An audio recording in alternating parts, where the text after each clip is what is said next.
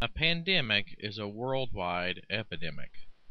The 1918 flu pandemic, commonly referred to as the Spanish flu, was a Category 5 influenza pandemic caused by an unusually severe and deadly virus.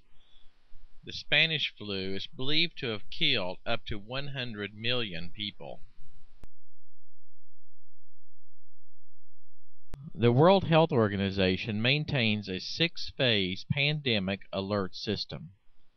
Once the system reaches phase 4, this means that there are human-to-human transmissions in progress, and that a pandemic is very possible.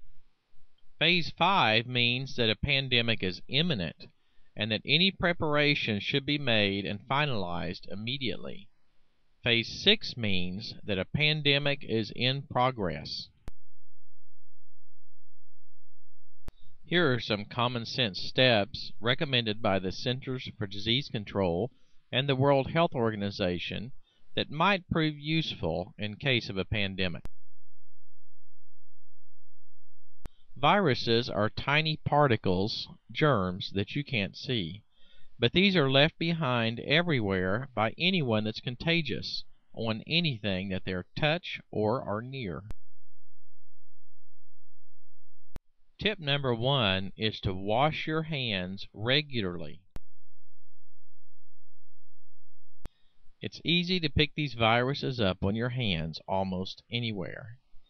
Afterward, you might infect yourself by scratching your eye, ear, nose, or around your lips. So keeping your hands clean is a good step in providing at least some protection against infection.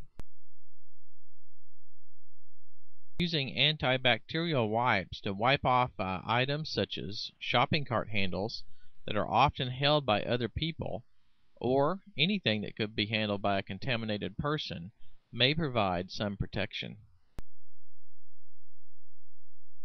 Cleaning your hands regularly with an alcohol-based hand sanitizer is also an important step that could provide some protection.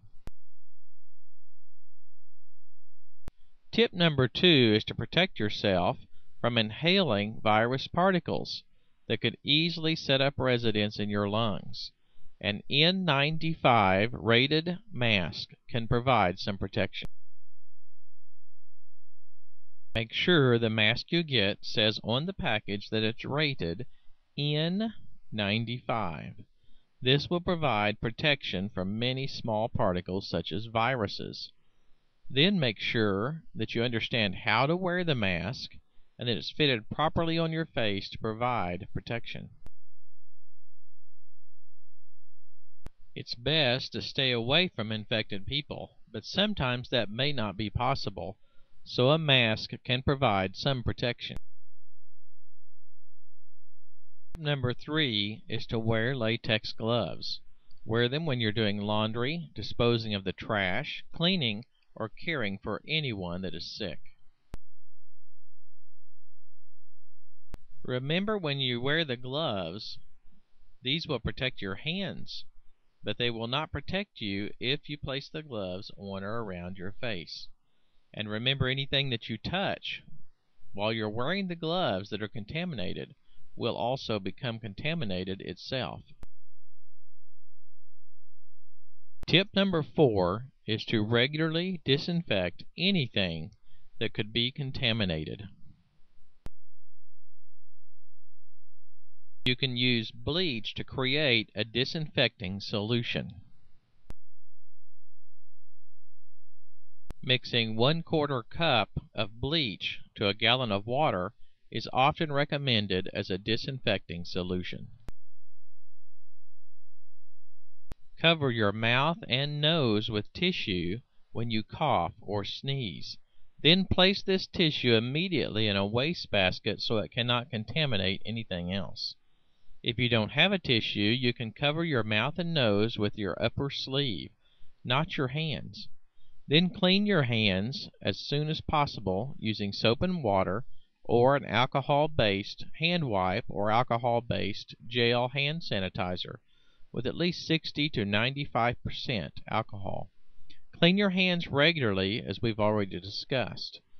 Keep the tissues in a safe place where they won't contaminate others, and don't handle them or allow anyone else to handle them after they're contaminated. Of course, if your clothes become contaminated, you'll need to clean those also. But don't jostle clothing or tissues that have been contaminated. This can allow the virus to spread into the air and be breathed in, where again they can set up residence in your lungs. So be very careful with contaminated material. A sneeze or a cough can spread millions of tiny virus particles everywhere. So remember to keep everything as disinfected as possible. Bedding, clothing, hard surfaces, anything that you can do to rid yourself of these particles. Be careful how you handle the trash, contaminated items, tissue, and so forth. Keep your hands clean and try to eliminate your exposure to these virus particles as much as possible, even if you're already sick. Don't stir up contagions when you're doing the laundry. Remember to wear protective gloves and a protective mask when you're handling contaminated laundry. It's important to keep the laundry clean and the bedding changed, but don't handle these items by jostling them around, because virus particles could be spread into the air and land on almost anything. Number 7, be prepared for a quarantine. During an especially virulent pandemic, a quarantine is a distinct possibility. So make sure that you have extra food and water available for several days if need be. These items may become hard to get. The Centers for Disease Control and the World Health Organization both work hard to provide protective warnings. Listen to the warnings that are given. Obey quarantine rules if they're established. They haven't been established lightly.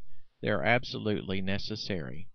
Make sure you have plenty of supplies on hand and medicine, and go see the doctor as early as possible. There may be help available. A lot more information is available at www.pandemicflu.gov, as well as www.cdc.gov.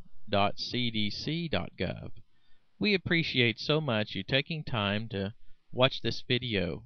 We hope that you've learned something useful. We have a lot more information available if you want to visit us at readyforanythingnow.com.